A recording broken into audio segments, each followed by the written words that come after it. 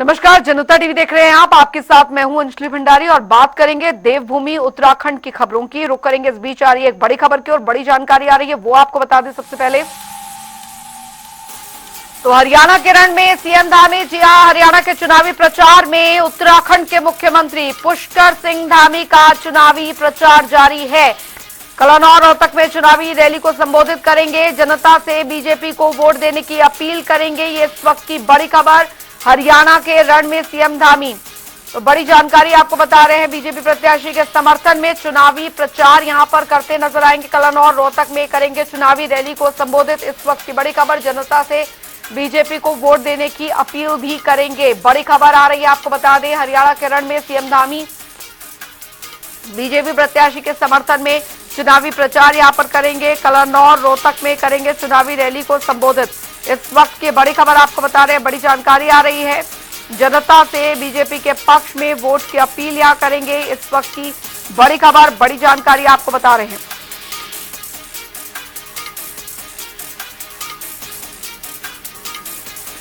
तो जनता से बीजेपी को वोट देने की अपील यहां पर करेंगे। इस वक्त की बड़ी खबर, हरियाणा के रण में सीएम धामी, बड़ी जानकारी आपको बता रहे हैं। बीजेपी प्रत्याशी के समर्थन में करेंगे चुनावी प्रचार।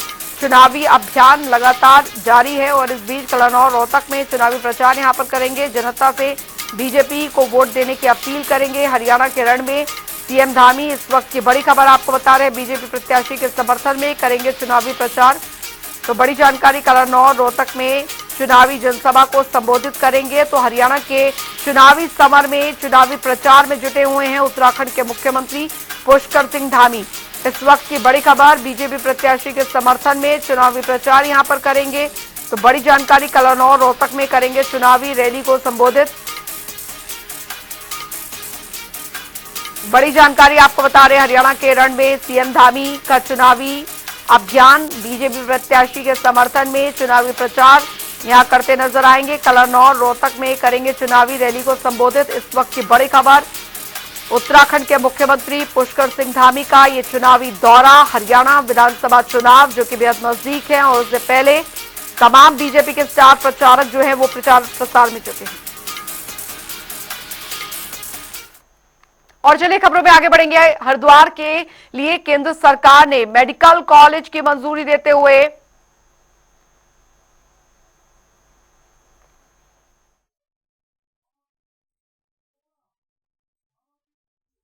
मेडिकल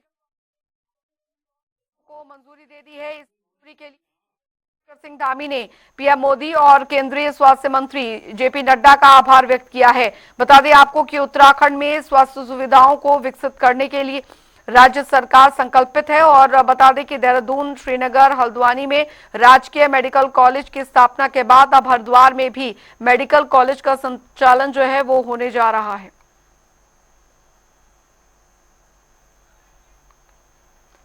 तो सीएम धामी ने पीएम मोदी का आभार इस वक्त जताया है। हरिद्वार वासियों को धामी सरकार की बड़ी सौगात यहां पर मिले जा रही है। हरिद्वार मेडिकल कॉलेज के लिए 100 सीटें मंजूर की गई हैं। सीएम धामी ने पीएम मोदी का इसको लेकर आभार व्यक्त किया है।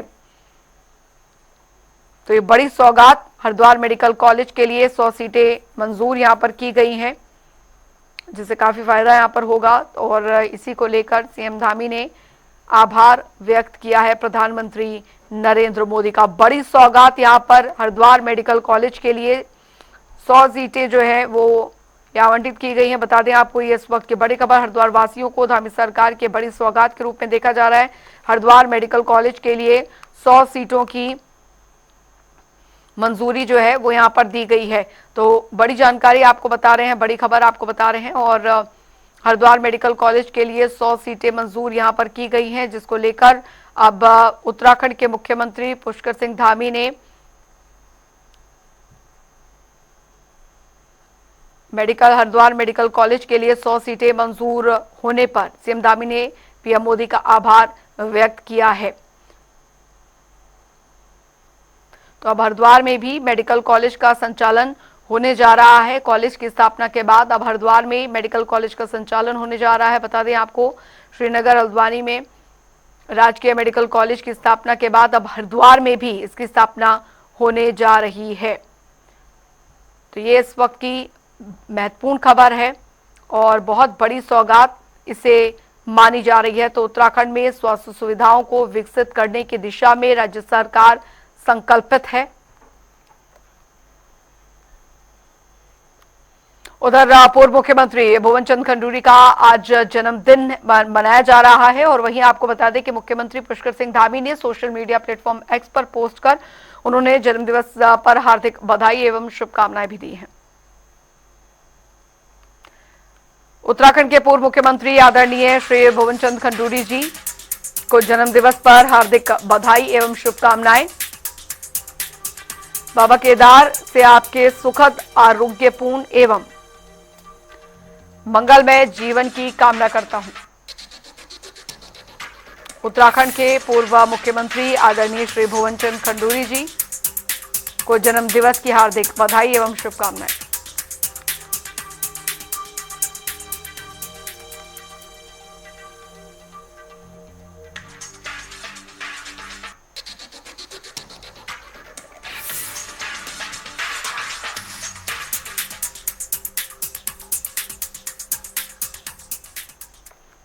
चलिए खबरों में आगे बढ़ते हैं। एक बार फिर आपको बता दें कि हरिद्वार के लिए केंद्र सरकार ने मेडिकल कॉलेज की मंजूरी देते हुए 100 सीटों को मंजूरी दे दी है और इस मंजूरी के लिए सीएम पुष्कर सिंह धामी ने पीएम मोदी और केंद्रीय स्वास्थ्य मंत्री जेपी नड्डा का आभार व्यक्त किया है।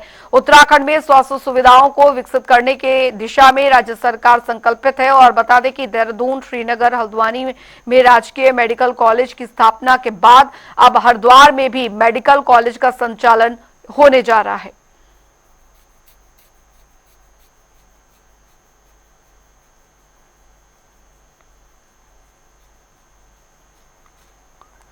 तो बता दें आपको कि हरिद्वार में मेडिकल कॉलेज का ये संचालन होने जा रहा है। सीएम धामी ने पीएम मोदी का इस वक्त आभार व्यक्त किया है। हरिद्वार वासियों को धामी सरकार ने ये बड़ी सौगात दी है।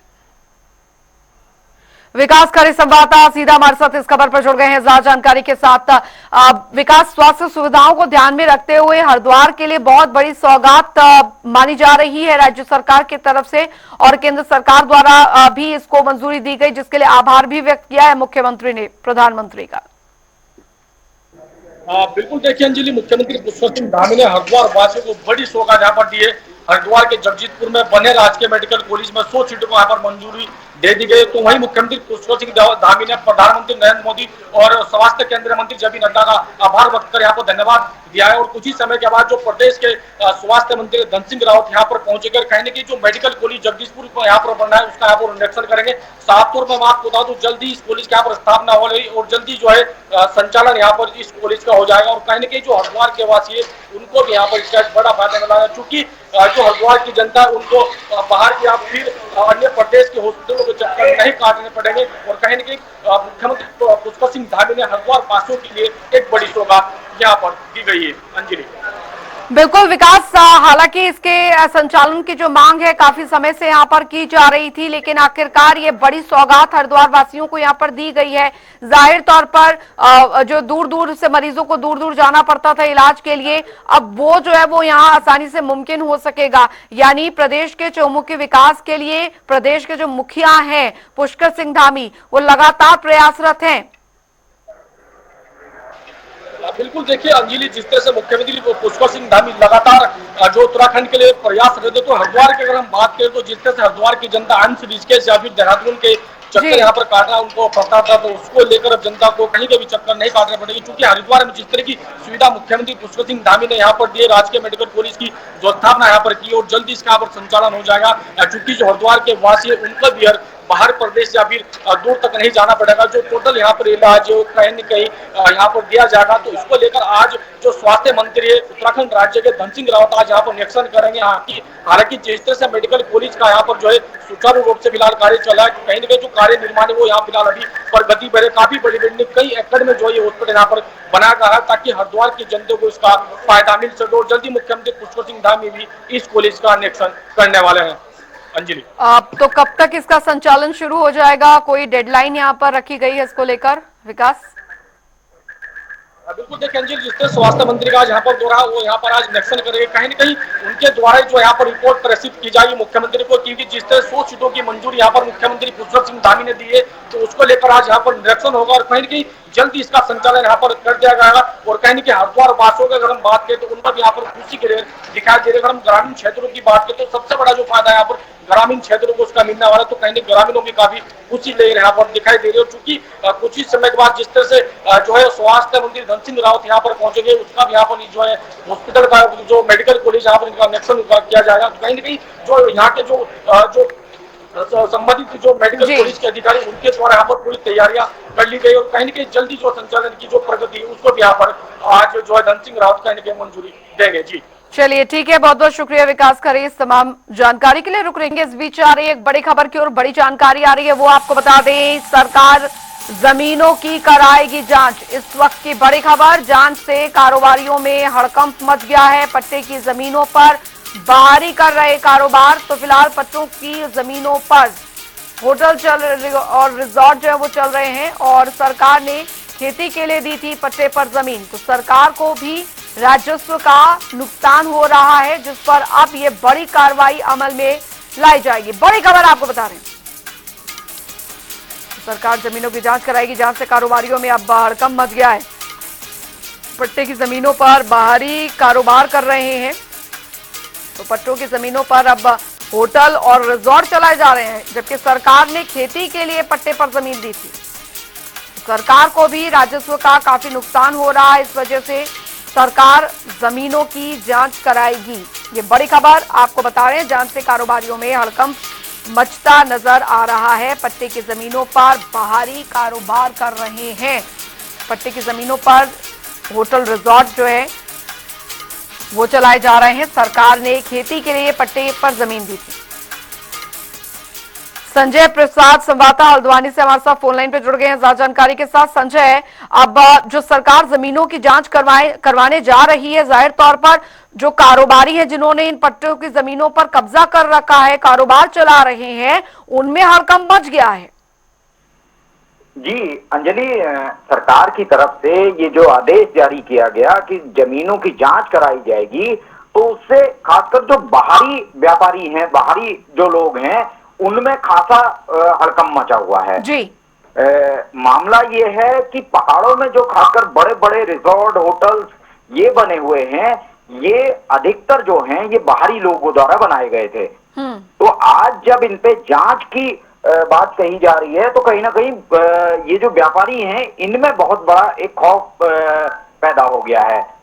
और खासकर अगर राजस्व की बात करें, राजस्व का एक बड़ा हिस्सा तो जरूर इन होटल रिसोर्ट से आता है, लेकिन जो पट्टे की जमीनें हैं, बेसिकली अगर उनको देखा जाए तो सरकार की तरफ से जो ये जमीनें दी गई थी, ये केवल और केवल यहाँ के किसानों को खेती के लिए दी गई थी। तो आज इन पट्टों पे बड़े बड़े होटल और इस तरह के व्यवसाय शुरू हो गए हैं, तो ये भी कहीं ना कहीं एक तरह का अतिक्रमण ही है जो बाहरी व्यक्तियों द्वारा यहाँ उत्तराखंड में आके किया गया है। जी अंजलि, लेकिन संजय, जैसे कि जानकारी मिल रही है कि जो पट्टे पर जमीनें दी गई थी वो खेती के लिए दी गई थी, बावजूद इसके कारोबार वहां पर स्थापित कर दिया गया, होटल रिजॉर्ट बना दिए गए। क्या इसको लेकर प्रशासन को कोई जानकारी नहीं थी जब इनका निर्माण हो रहा था? जी बिल्कुल अंजलि, प्रशासन को बिल्कुल इसकी जानकारी थी और प्रशासन के देखरेख में ही, क्योंकि बिना नक्शा पास किए ही, बिना नक्शा पास कराए या बिना सरकार के संज्ञान में लाए इस तरह की गतिविधियां नहीं की जा सकती हैं, चाहे वो मैदानी क्षेत्र हो या पहाड़ी क्षेत्र हो। पहाड़ी क्षेत्रों में भी जो राजस्व के क्षेत्र हैं उनमें राजस्व के अधिकारी मौके पर पहुंचते हैं, वो भी निरीक्षण करते हैं जी। लेकिन बात आती है यहाँ के टूरिज्म को बढ़ावा देने की और रोजगार देने की, तो कहीं ना कहीं सरकार भी बैकफुट पे नजर आ जाती है, क्योंकि बहुत बड़ी संख्या यहाँ इसी कारोबार से जुड़ी हुई है, जिनमें यहाँ के रोजगार भी एक बड़ा मुख्य इसका कारण है। जी चलिए, बहुत बहुत शुक्रिया संजय प्रसाद इस तमाम जानकारी के लिए।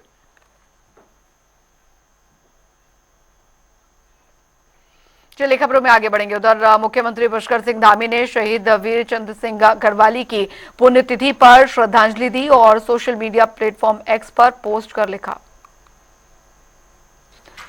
साहस और वीरता के अद्वितीय पर्याय महान स्वतंत्रता संग्राम सेनानी एवं मां भारती के अमर सपूत वीर चंद्र सिंह गढ़वाली जी की पुण्यतिथि पर कोटिशः नमन।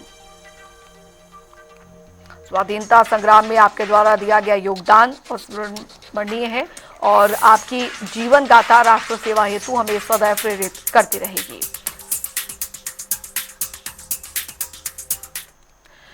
उधर केदारनाथ धाम को लेकर सियासी घमासान थमने का नाम नहीं ले रहा है और कांग्रेस पार्टी लगातार धामी सरकार को घेरते हुए नजर आ रही है। इस बात पर कांग्रेस के पूर्व प्रदेश अध्यक्ष गणेश गोदियाल ने धामी सरकार पर निशाना साधते हुए कहा कि मुख्यमंत्री मीडिया के सामने आकर जनता से माफी मांगे कि केदारनाथ धाम को दिल्ली में मनाना हमारी भूल थी। वहीं दूसरी तरफ बीजेपी संस्कृति राज्य मंत्री मधु भट्ट ने पलटवार करते हुए कहा कि केदारनाथ के नाम पर कांग्रेस राजनीति करके सिर्फ जनता को गुमराह कर रही है।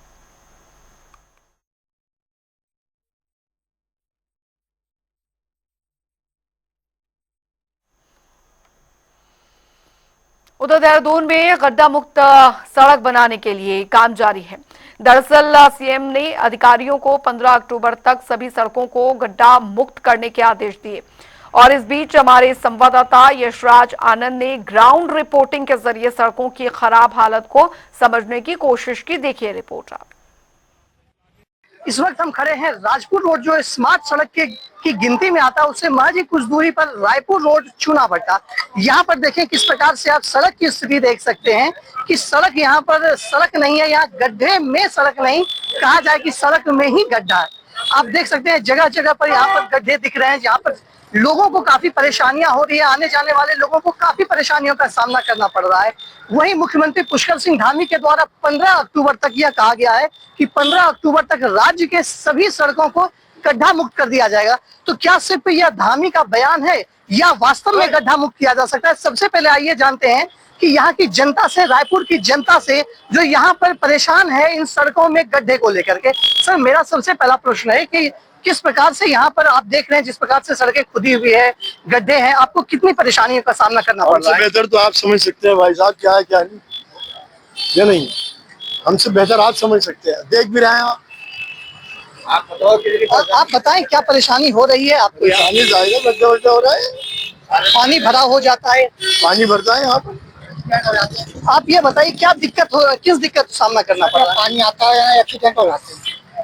अब ये गड्ढा है, अब किसी को पता तो है नहीं कि गड्ढा है, अब वो पानी जा रहे हैं और गिर जाते हैं, जा रहे हैं, क्या करेगा? आप यहाँ 2 साल से परेशानी हो रही है, 2 से ज्यादा ही बढ़ रही है। आप यहाँ रहते हैं, आप यहाँ के वासिंदे, किन किन परेशानियों का आपको यहाँ सामना करना पड़ रहा है? गड्ढे इतने परेशान कर रहे हैं, बहुत ज्यादा। मेट्रो आते हैं, चलते हैं, थोड़ी चाहते गिरने से बचे रोड पर, अब कोई गाड़ी गुड़ी आ जाती है, गड्ढे में गिर जाती है, काफी एक्सीडेंट भी होते हैं यहाँ पर। तो देख रहे हैं किस प्रकार से लोग कह रहे हैं कि गड्ढे में यहाँ एक्सीडेंट होता है। और भी कुछ लोग हमारे बीच खड़े हैं। सर, जानना चाहते हैं कि रायपुर में जिस प्रकार से गड्ढा है, आपको क्या लगता है कि धामी ने अभी कहा था कि 15 अक्टूबर तक सभी गड्ढों को भर दिया जाएगा, पर यहाँ तो कुछ हुआ ही नहीं ना। जब से रोड थोड़ा सा बना था वो भी खुद गया, उसके बाद ये नाला बना हुआ है, ये नाला भी भर रखा है, बरसात में सारा गंद पूरा बाहर बहता है।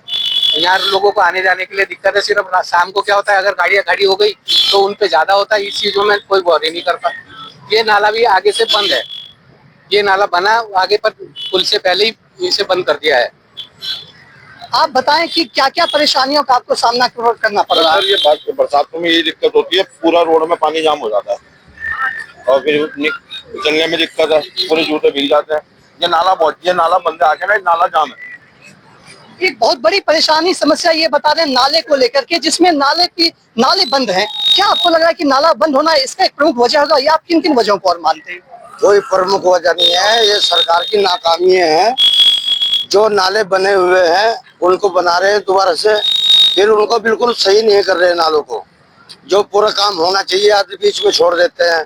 2 महीने, 15 दिन, 8 महीने से काम चल रहा है, सब जगह खड्डे सड़क में है, गाड़ियां पलट रही हैं, एक्सीडेंट हो रहे हैं, यहाँ पे लोगों के आपस में लड़ रहे हैं लोग, क्योंकि खड्डा एकदम अचानक खड्डा आ जाता है। सड़क है ही नहीं, खड्डे ही खड्डे हैं सड़क में।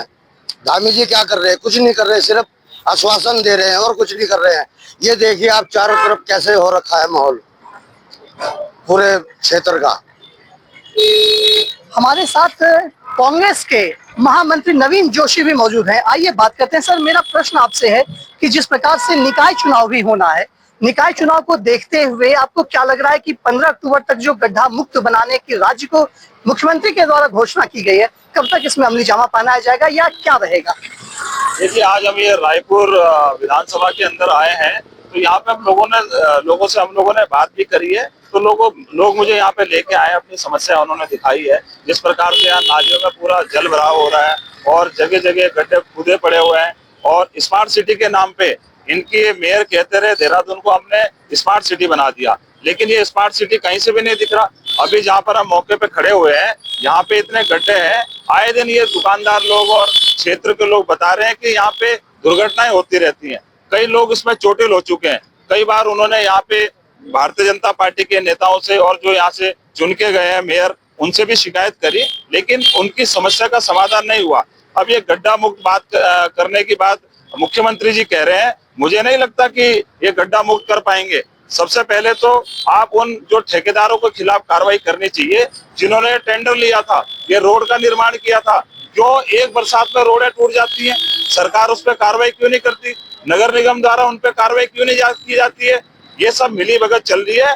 प्रोसीजर तो यह है कि आप किसी भी रोड का अगर निर्माण करते हैं तो सबसे पहले वहां पे खुदाई होगी, 3 फुट तक खुदाई होगी, फिर उसका भरान होगा। जब पूरा भरान होके बैठ जाएगा तब रोड बनाई जाएगी। लेकिन ये नियम कोई फॉलो नहीं करते हैं। ये जगह जगह इसकी परिणति ये रहती है कि जगह जगह रोड टूट जाती हैं, गड्ढे हो जाते हैं, लोग चोटिल उसमें हो रहे हैं। सरकार इसके लिए गंभीर नहीं है। तो हम लोगों ने जो जनसंवाद से जन समर्थन कार्यक्रम हमने चला रखा है, उसी के परिप्रेक्ष्य में हम पूरे देहरादून में लोगों से मिल भी रहे हैं, कोशिश कर रहे हैं कि उनकी समस्याओं का समाधान हो। हम जल्दी से जल्दी हम लोग जाएंगे, पीडब्ल्यूडी का भी घेराव करेंगे और नगर निगम के अधिकारियों से भी हम लोग बात करेंगे। सर, ये जाननी है कि किस प्रकार से आप कांग्रेस के प्रवक्ता हैं, तो क्या लगता है आपको कि गड्ढा मुक्त सड़क कब तक हो जाएगा उत्तराखंड में? देखिए यशवी, स्मार्ट सिटी के नाम पे मुझे सिर्फ एक वॉल पेंटिंग नजर आती। तो धामी सरकार है, धाकड़ धामी उनको बोला जाता है। अगर स्मार्ट सिटी के नाम पे अगर देहरादून को अगर स्मार्ट सिटी बनाने की कवायद अगर भाजपा ने शुरू की, तो आज जो इम्प्लीमेंटेशन है वो इस स्थिति में है। आपको बताऊं मैं कि जितना पैसा सैकड़ों करोड़ रुपए जो आ चुका है, उसकी बंदर बांट मंत्रीगण और विधायकगण कर रहे हैं। अब पूरी सरकार उसमें संलिप्त है, भ्रष्टाचार। आज जो स्थितियां इन्होंने बना रखी है शहर की, आप स्वयं सोचो। अभी बरसात जो था, इसमें इनका ड्रेनेज सिस्टम जो है, वो ड्रेन सिस्टम पूरी तरह से जो है फेल्यूर, ड्रेनेज कहीं नहीं था। पानी की यह स्थिति थी, जो जल भराव था। आज जो गड्ढों की जो स्थितियां हैं, जो आज सारी चीजें अभी नवीन जोशी जी ने भी हो रखी है कि आप जितने भी आपके जो है, चाहे हाईवेज है, चाहे पीडब्ल्यूडी से जो रिलेट रोडें करती है, उसमें इतने गड्ढे हैं कि इतने एक्सीडेंट्स उसमें हो रहे हैं। सरकार को आम जन से जो सरोकार दूर दूर तक नहीं है, आम जन की कोई चिंता नहीं है। अगर चिंता है तो इस बात की है कि जो समय हमारे पास बचा हुआ है 2.5 वर्ष का और इनका कार्यकाल बच रहा है भाजपा का, उसमें किसी भी तरह से एक लूट मचाई जाए। अगर वाकई जो स्मार्ट सिटी की मैंने बात रखी है, स्मार्ट सिटी के नाम पे आप आज जो है लूट रहे हो पूरी तरह से। जो पैसा आ रहा है वो आप बंदर बांट उसकी कर रहे हैं। आपको आम जनता से कोई लेना देना है ही नहीं, सरोकार ही नहीं आपको। ये स्थितियां हैं। तो हमारे साथ थे यहाँ पर कई कांग्रेस के दिग्गज नेता और साथ ही साथ आम जनता। उन्होंने स्पष्ट रूप से कहा, सबसे बड़ी बात है, आम लोगों ने स्पष्ट रूप से कहा कि सड़कें जो है वो सड़कें खस्ता हालात में है। सड़कों की हालात बिल्कुल जड़ से जर्जर हो चुकी है। कहीं से भी यह नहीं लगता है कि 15 अक्टूबर तक सड़क बन सकता है। लेकिन सरकार भी युद्ध स्तर पर काम कर रही है। सरकार भी लगातार, पहाड़ों पर भी बात करें तो वहां पर सड़कों के निर्माण का काम किया जा रहा है। देखना यह है कि कब तक यह सड़क निर्माण का काम पूरा होगा, चूंकि इसकी जो डेडलाइन दे दी गई है वो 15 अक्टूबर की दी गई है। लेकिन यदि देहरादून को ही देखें तो देहरादून में ऐसा नहीं लगता है कि 15 अक्टूबर तक ही सारी सड़कें सही हो सकती है। कैमरा पर्सन अनूप भट्ट के साथ मैं यशराज आनंद, जनता टीवी देहरादून। चलिए इसी के साथ देवभूमि उत्तराखंड की खबरों में अभी के लिए फिलहाल इतना ही। वक्त एक छोटे से ब्रेक का।